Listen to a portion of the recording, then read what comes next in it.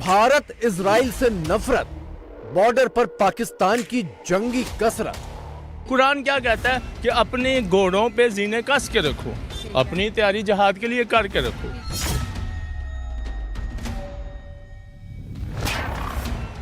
Hamas के नाम पर पाकिस्तान का गजवाए हिंद।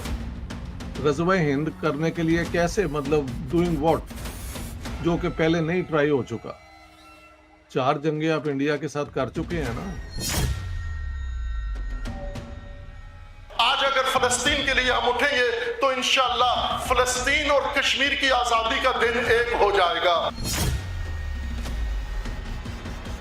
मुसलमान उम्मा जो है और पाकिस्तान, वो बजाय आगे जाने के वो जिहाद और इस तरह की चीजों में फंसे हैं।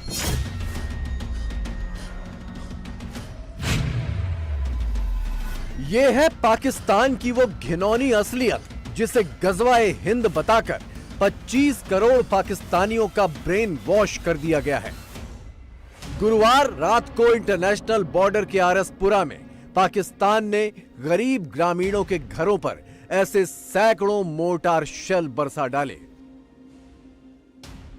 इंडिया टीवी की टीम इस वक्त ग्राउंड जीरो पर है। जिस तरह से पाकिस्तान द्वारा रात को सीजफायर का उल्लंघन किया गया, तकरीबन आधा दर्जन गांव जो है वो उसकी चपेट में आए और लोगों का काफी नुकसान जो है वो हुआ है। कितना बड़ा ब्लास्ट था? हाँ, ब्लास्ट थे, 5 ब्लास्ट हो गए हैं बड़े बड़े।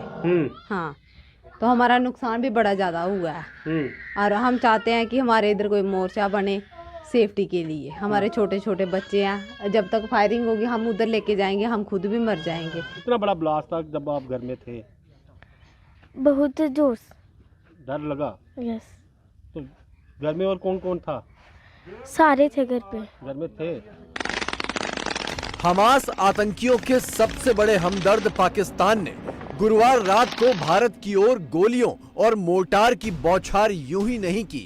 इसके पीछे खास वजह है पाकिस्तान का भारत में हमास स्टाइल का ऑपरेशन फेल हो जाना। गुरुवार को ही 5 पाकिस्तानी आतंकी एलओसी पार करने की कोशिश में थे, लेकिन 5 आतंकियों को इंडियन आर्मी ने ढेर कर दिया। मारे गए आतंकियों के पास से भारी तादाद में गोला बारूद बरामद हुआ है।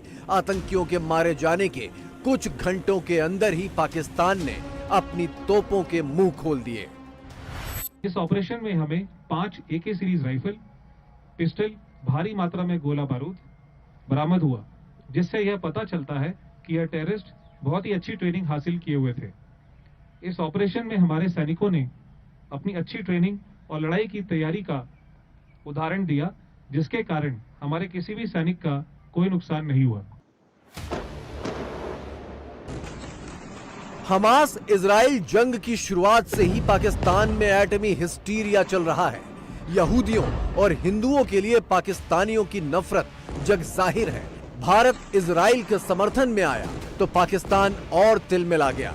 पाकिस्तानी मौलाना भारत और इजराइल को एक साथ धमकाने लगे।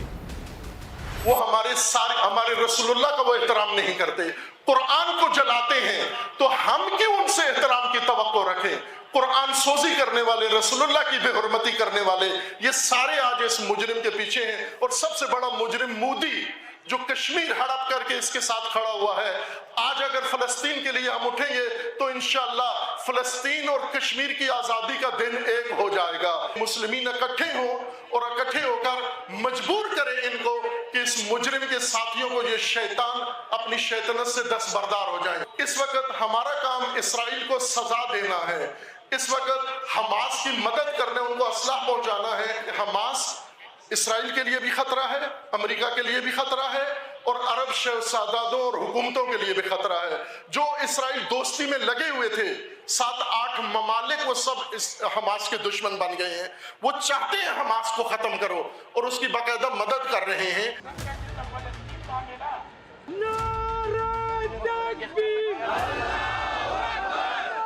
हमास के नाम पर यह पागलपन सिर्फ पाकिस्तान के मौलानाओं पर सवार नहीं है। क्या नेता, क्या मुल्ला, क्या आम लोग और क्या फौज, सब के सब एक सुर में एटम बम, मुस्लिम उम्मा और लब्बैक लब्बैक चीखने लगे हैं।